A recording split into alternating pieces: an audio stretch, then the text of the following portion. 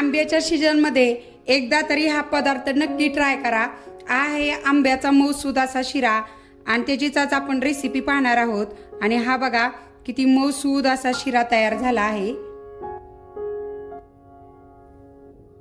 नमस्कार, मी रेश्मा लोकरे रेसिपीज मध्ये तुमचं स्वागत। आज आपण आंब्याचा मऊसूद असा शिरा कसा बनवायचा त्याची रेसिपी पाहणार आहोत।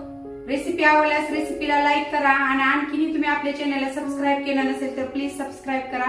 चला वेळ न घालवता रेसिपीला सुरुवात करूया।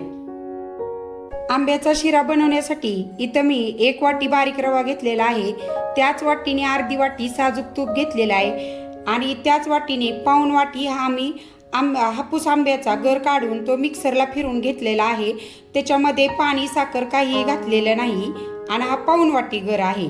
आणि इकडे मी अर्धी वाटी साखर घेतलेली आहे, कारण हा आंबा गोड आहे त्यामुळे मी अर्धी वाटी साखर घेतलेली आहे। तुमचा आंबा जर कमी गोड असेल तर थोडीसं साखरेचं प्रमाण वाढवा। आणि त्याच वाटीने मी इकडे 1 वाटी पाणी घेतलेलं आहे आणि त्याच वाटीने 1 वाटी दूध देखील घेतलेलं आहे।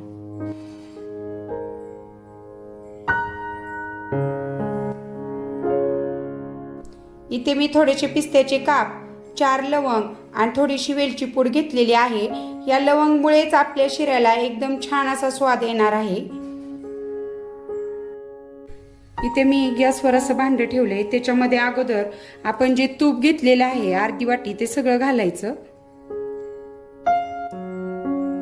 आणि तूप छान आपल्याला गरम करून घ्यायचंय। तूप चांगलं गरम झाल्यानंतर ह्याच्यामध्ये जे आपण घेतलेल्या 4 लवंग आहेत त्या घालायच्या। 4 पेक्षा जास्त लवंग घालू नका आणि त्या थोड्याशा फुगल्या की या गरम तुपामध्येच आपण रवा भाजून घ्यायचा आहे। आणि ह्या बघा ही अशी लवंग छान फुगून द्यायची। हे बघा किती छान लवंग फुगले। आणि असं केल्यामुळं काय होतं, ह्या लवंगचा चांगला वास ह्या रव्याला लागतो। हा रवा देखील ह्याच्यामध्ये आता घालायचा आणि छान लालसर होईपर्यंत हा रवा आपल्याला भाजून घ्यायचा आहे। आता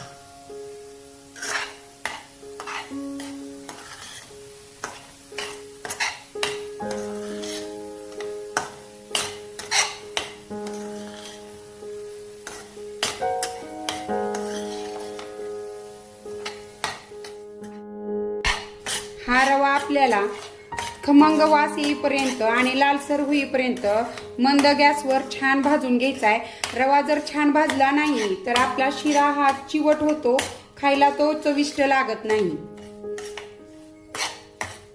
आणि आपण ज्या लवंग आहेत ना त्या गरम तुपामध्येच घालायच्या, त्यामुळं काय होतं, त्या लवंग ज्या असतात ना त्याची चव त्या तुपामध्ये उतरते आणि जेव्हा आपण त्याच तुपामध्ये हा रवा भाजतो ना तर संपूर्ण रव्याला खूप छान अशी त्या लवंगची चव लागते। रवा छान गरम भाजतोय तोपर्यंत दुसरा एक भांडं गॅसवर ठेवून त्याच्यामध्ये जे आपण घेतलेलं 1 वाटी दूध आहे ते दूध आणि हे 1 वाटी पाणी हे आपल्याला छान उकळून घ्यायचंय शिऱ्यामध्ये घालण्यासाठी। इथे बघा आपल्या रव्याचा कलर ही बदललाय आणि लालसर झालाय रवा आणि त्याचा छान वासही सुटलेला आहे। तुपामध्ये भाजलेल्या रव्याचा बघा खूप खमंग वास सुटतो। आणि आता ह्याच्यामध्येच आपण हे जे आपलं दूध पाणी उकळून घेतलेलं आहे ते घालायचं आहे।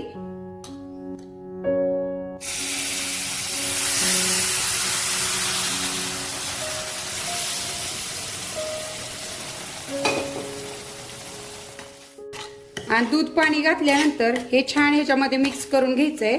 दूध पाणी घालताना गॅस जरा कमी ठेवायचा, नाहीतर काय होतं असं जास्त ते साईडला दूध आणि पाणी उडतं, त्यामुळं गॅस कमी ठेवायचा।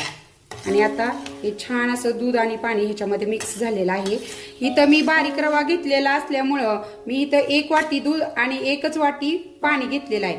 जर तुमचा थोडासा मोठा रवा असेल तर तुम्ही त्यानुसार थोडंसं प्रमाण वाढवायचं। म्हणजे तुमचा रवा मोठा असेल तर तुम्हाला काय करायचंय, सव्वा वाटी दूध आणि 1.25 वाटी पाणी घ्यायचं आहे। आणि आता आपण ह्याला एक छान अशी वाफ द्यायची आहे। 1च मिनिट मी ह्याला वाफ दिलेली आहे आणि हा बघा आपला रवा हा छान फुललेला आहे। आता ह्याच्यामध्येच जी आपण साखर घेतली आहे ती घालायची आणि छान अशी ह्याच्यामध्ये मिक्स करून घ्यायची.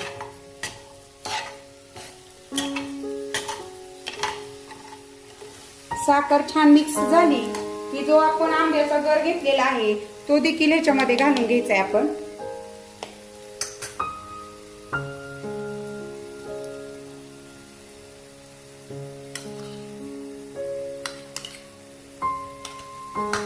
आणि हा आंब्याचा गर देखील ह्याच्यामध्ये छान मिक्स करून घ्यायचा.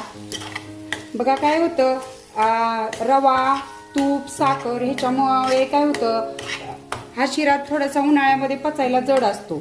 मग लवंग घातल्यामुळं काय होतं,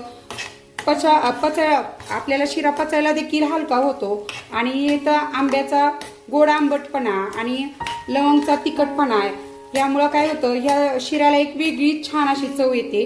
नेहमीच्या आपण जो आंब्याचा शिरा करतो त्यापेक्षा सुद्धा खूप छान अशी चव ह्या शिऱ्याला येते.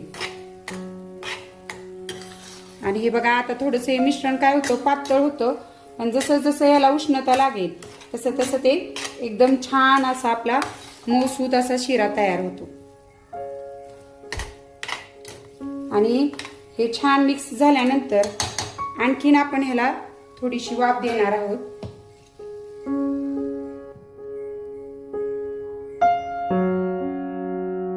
आणि अगदी 2 मिनिटं आपण ह्याला वाफ दिली आहे छान अशी.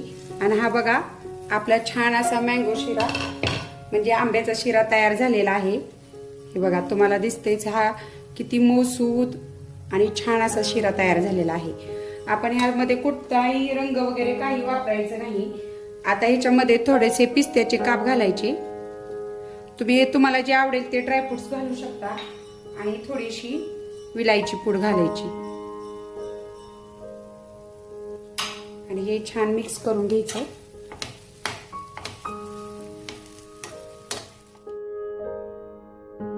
ची पूड ती छान मिक्स झाली ना ह्याच्यामध्ये, ह्या सगळ्या शेवटी ह्या शिऱ्यामध्ये 1 चमचा तूप घालायचं. त्यामुळे काय होतं, ह्या शिऱ्याला खूप छान अशी चकाकी येते. आणि हे तूप छान असं सगळ्या शिऱ्याला मिक्स करून घ्यायचं सगळ्या शिऱ्यामध्ये. आणि हा आपला छान असा आंब्याचा शिरा तयार आहे. खूप मऊसूद असा हा शिरा तयार होतो. नक्की माझ्या या पद्धतीने एकदा लवंग घालून शिरा नक्की ट्राय करा. मी आता गॅस बंद करते. तर या आंब्याच्या सीझन मध्ये नक्की हा आंब्याचा शिरा ट्राय करा. खूप छान होतो हा शिरा. आणि लवंग आवर्जून घाला. लवंग घातल्यामुळे काय होतो, हा शिरा पचायला हलका होतो आणि आणखीन चविष्ट होतो.